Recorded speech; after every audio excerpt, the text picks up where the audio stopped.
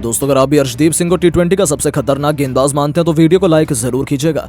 दोस्तों टी20 सीरीज का अंतिम मुकाबला अंतिम ओवर तक पहुंच गया। ऑस्ट्रेलिया को जीत के लिए केवल 10 रनों की जरूरत थी और अर्शदीप सिंह ने अपनी खतरनाक गेंदबाजी से पलट दिया मैच का पूरा रुख। तो आखिर कैसे कंगारू ने अर्शदीप की कातिलाना गेंदबाजी के आगे टेक दिए घुटने, कैसे दिलाया टीम इंडिया को ऐतिहासिक जीत, कैसे 6 गेंद में पलट दिया पूरा मैच और ऑस्ट्रेलिया को मिली अंतिम मुकाबले में भी शर्मनाक हार, ये सब कुछ तो हम आपको इस वीडियो में जरूर दिखाएंगे।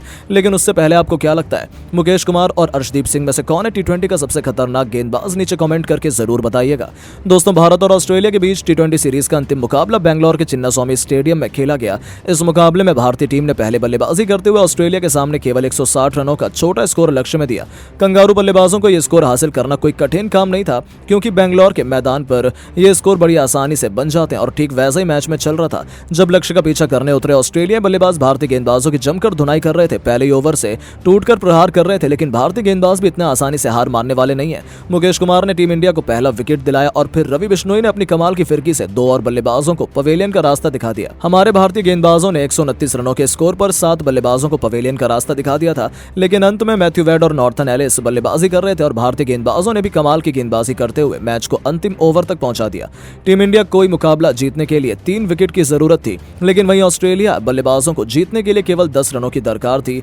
ऑस्ट्रेलिया टीम ने 19 ओवर तक 151 रन बना लिए थे और अंतिम ओवर में 10 रन बनाकर मैच को जीतना था और गेंद अंतिम ओवर फेंकने के लिए अर्शदीप सिंह के हाथों में सूर्य कुमार यादव ने थाम दिया था। इसके सामने बैठे लेकर मैथ्यू वेड पूरी तरह से तैयार थे। अर्शदीप सिंह 137 किलोमीटर प्रति घंटे की रफ्तार से गेंद फेंकते हुए मैथ्यू वेड को पूरी तरीके से चकमा दे दिया और उसे गेंद पर वेड को भी एक भी रन नहीं बना सके और ऑस्ट्रेलिया को जीत के लिए 5 गेंद पर 10 रनों की जरूरत थी।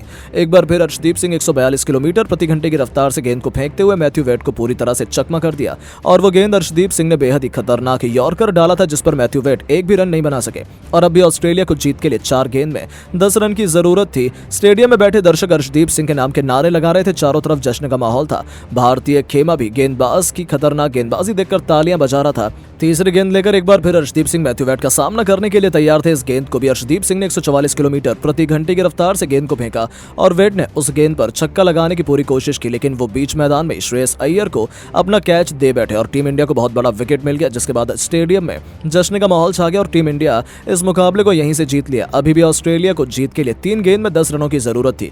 गेंदबाज अर्शदीप अपनी रफ्तार और यॉर्कर से ऑस्ट्रेलिया बल्लेबाजों को खूब परेशान किया। मैदान पर बल्लेबाजी करने के लिए जैसन बेरेंड्रॉफ भी उनकी गेंद पर चकमा खा गए और एक भी रन नहीं बना सके। 5वीं गेंद पर नॉर्थन एलिस ने 1 रन लिया और ऑस्ट्रेलिया को अब जीत के लिए 1 गेंद पर 9 रनों की जरूरत थी।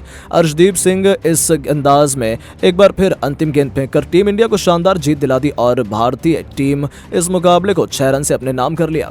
इस मैच में सबसे बड़े हीरो अर्शदीप सिंह बन गए। टीम इंडिया को अंतिम मुकाबले में ऐतिहासिक जीत दिला दी और इसी के साथ टीम इंडिया 4-1 से सीरीज को अपने नाम कर लिया। साथ ही विश्व कप में मिली हार का बदला भी पूरा हो गया। ये जीत देखकर स्टेडियम में बैठे दर्शक भी खुशी से झूम उठे। पूरा हिंदुस्तान जीत का जश्न मनाने लगा। लेकिन दोस्तों अब आपको क्या लगता है, इस मैच का रियल हीरो अर्शदीप सिंह और श्रेयस अय्यर में कौन है? नीचे कमेंट करके जरूर बताएं। तो वहीं ऑस्ट्रेलिया का तो गुस्सा फूट पड़ा है, जहां सबसे पहले तो ऑस्ट्रेलिया के सबसे महानतम कप्तान रिकी पॉन्टिंग ने तो हमारा मजाक उड़ाते हुए कहा है, बहुत बहुत बधाई टीम इंडिया। ये हम सबको पता है कि भारत में टैलेंट की खदान है और आज पूरी दुनिया ने ये दोबारा से देख भी लिया है।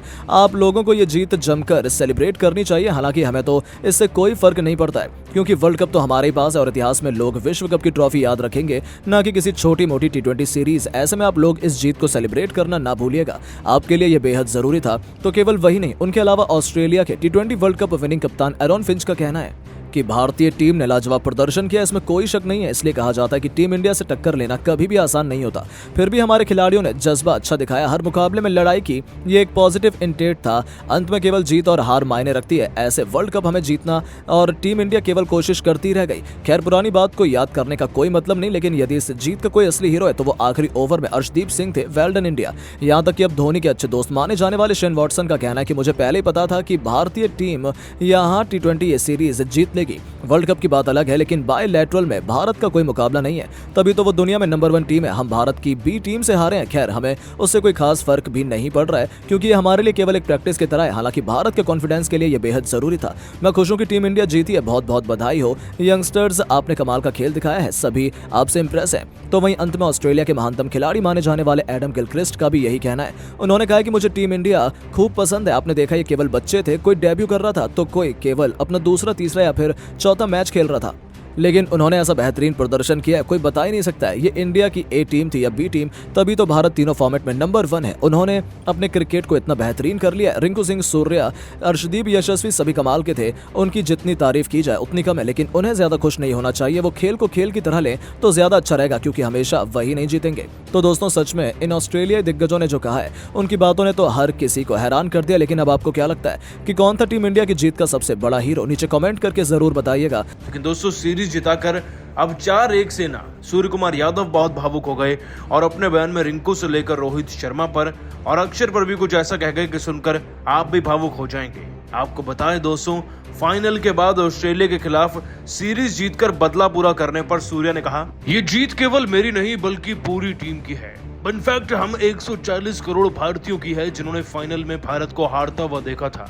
मैं जानता हूँ वर्ल्ड कप की हार का बदला या फिर उस जख्म को तो नहीं भर पाऊंगा, परंतु इस सीरीज को जीतकर हमने, मुझे लगता है कि भारतीय फैंस के दिल में एक बार फिर से थोड़ी बहुत जगह तो बनाई होगी। इस सीरीज की बात करूं तो वो हर एक खिलाड़ी जो युवा है, जो आईपीएल में अच्छा करता है, उसने पूरी जी जान कर दी रोहित और कोहली के बिना भी अच्छा प्रदर्शन करने की। मैंने तो केवल कप्तानी करी, लेकिन असल मेहनत रिंकू सिंह व बाकी युवा खिलाड़ियों की है, जिनके दम पर हम मैचेस और सीरीज को जीत पाए।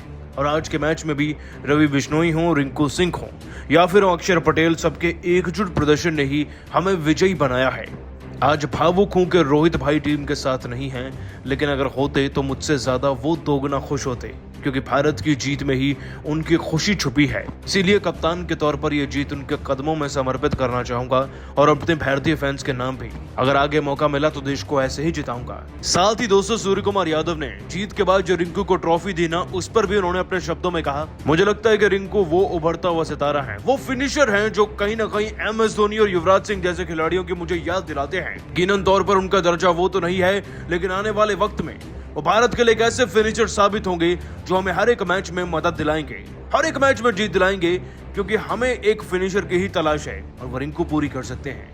इसीलिए मैंने रिंकू को वो ट्रॉफी दी ताकि वो अपनी वैल्यू पहचान सके। उम्मीद है वो खुश होंगे। दोस्तों सूर्या के शब्द रिंकू को ट्रॉफी देने पर वाकई में दिल जीतने वाले हैं, लेकिन आप सभी को क्या लगता है, क्या रिंकू को T20 वर्ल्ड कप तक खिलाना चाहिए या नहीं? हाँ या ना, नीचे कमेंट करके बताइए। दोस्तों सीरीज का अंतिम मुकाबला बेंगलुरु के चिन्नास्वामी मैदान पर भारत और ऑस्ट्रेलिया के बीच खेला गया। इस मुकाबले में भी ऑस्ट्रेलिया के कप्तान मैथ्यू वेड ने टॉस जीतकर पहले गेंदबाजी करने का फैसला किया। भारत की तरफ से हर मैच की तरह इस मुकाबले में भी ओपनिंग की शुरुआत करने के लिए मैदान पर ऋतुराज गायकवाड़ और यशस्वी जायसवाल उतरे। वहीं उनके सामने गेंद लेकर ऑस्ट्रेलिया के सबसे खतरनाक गेंदबाज एरन हार्डी आए थे और अंतिम गेंद पर ऋतुराज गायकवाड़ ने शानदार कवर ड्राइव लगाकर चौका बटोर लिया और टीम इंडिया के स्कोर को आगे बढ़ाने लगे। टीम के लिए दूसरा ओवर फेंकने आए जेसन बेहरेनडॉर्फ भी बेहद आक्रामक अंदाज में गेंदबाजी का नजारा दिखा रहे थे। टीम इंडिया का स्कोर 2 ओवर में केवल 10 रन ही बन पाया था। जायसवाल टीम के स्कोर को तेजी से आगे बढ़ाने की पूरी कोशिश कर रहे थे और टीम इंडिया के स्कोर को 3 ओवर में 17 रनों तक पहुंचा दिया था। टीम के लिए चौथा ओवर फेंकने आए जेसन बेहरेनडॉर्फ की दूसरी गेंद पर ऋतुराज गायकवाड़ ने अपने बल्ले का मुंह खोला और शानदार चौका जड़ दिया। टीम इंडिया के स्कोर को तेजी से आगे बढ़ाने लगे। वहीं जायसवाल भी कहां रुकने वाले थे, चौके छक्के लगाकर इस ओवर में 16 रन बटोर लिए, लेकिन अंतिम गेंद पर उन्होंने छक्का जड़ने के चक्कर में अपना विकेट गंवा दिया और टीम इंडिया का 4 ओवर में 33 रनों के स्कोर पर पहला झटका लगता है। जायसवाल का विकेट गिरने के बाद मैदान पर श्रेयस अय्यर आ जाते हैं, लेकिन तब तक श्रेयस अय्यर का साथ छोड़कर ऋतुराज गायकवाड़ भी पवेलियन चले गए थे। उन्होंने बेन डुवार्श की तीसरी गेंद पर आसान सा कैच देकर पवेलियन चले गए। टीम इंडिया को 33 रनों के ही स्कोर पर दूसरा बड़ा झटका लगा। श्रेयस अय्यर का साथ देने कप्तान सूर्य कुमार यादव आते हैं और अब इन दोनों खिलाड़ियों के ऊपर टीम इंडिया की पूरी जिम्मेदारी टिकी हुई थी। भारतीय टीम का स्कोर 5 ओवर में 34 रन ही बन पाया। सूर्य कुमार यादव और श्रेयस अय्यर संभल कर बल्लेबाजी कर रहे थे। टीम इंडिया का स्कोर पावर प्ले के 6 ओवर में 2 विकेट के नुकसान पर केवल 42 रन ही बन सका था। श्रेयस अय्यर की बल्लेबाजी देखकर सूर्य कुमार यादव भी शॉट लगाने की पूरी कोशिश कर रहे थे, लेकिन ऑस्ट्रेलियाई गेंदबाज आज खतरनाक अंदाज में गेंदबाजी का नजारा दिखा रहे थे और पावर प्ले के अंतिम ओवर में बेन डुवार्श की तीसरी गेंद पर उन्होंने आसान सा कैच फील्डर को दे बैठा और टीम के लिए केवल 5 रन बनाकर सूर्या भी पवेलियन लौट गए और भारतीय टीम का स्कोर 46 रनों पर 3 बल्लेबाज पवेलियन चले जा चुके थे। 5वें और अंतिम मैच में भारतीय टीम की बुरी हालत हो चुकी थी। ऑस्ट्रेलियाई गेंदबाज इस मैच में पूरी तरीके से हावी हो चुके थे। अब टीम इंडिया का पूरा दारोमदार रिंकू सिंह और श्रेयस अय्यर के कंधों पर था, लेकिन रिंकू सिंह भी ज्यादा देर तक मैदान पर टिक नहीं सके। टीम के लिए केवल 6 रन बनाकर वो पवेलियन लौटे और भारतीय टीम को 55 रनों के स्कोर पर चौथा झटका लगता है। इसके बाद मैदान पर बल्लेबाजी करने जितेश शर्मा आ जाते हैं। इन्होंने श्रेयस अय्यर के साथ मिलकर टीम इंडिया की पारी को संभाला और एक के बाद एक कई चौके छक्के लगाए। मुश्किल घड़ी से टीम इंडिया को बाहर निकालकर जितेश शर्मा बेहद आक्रामक अंदाज में नजर आ रहे थे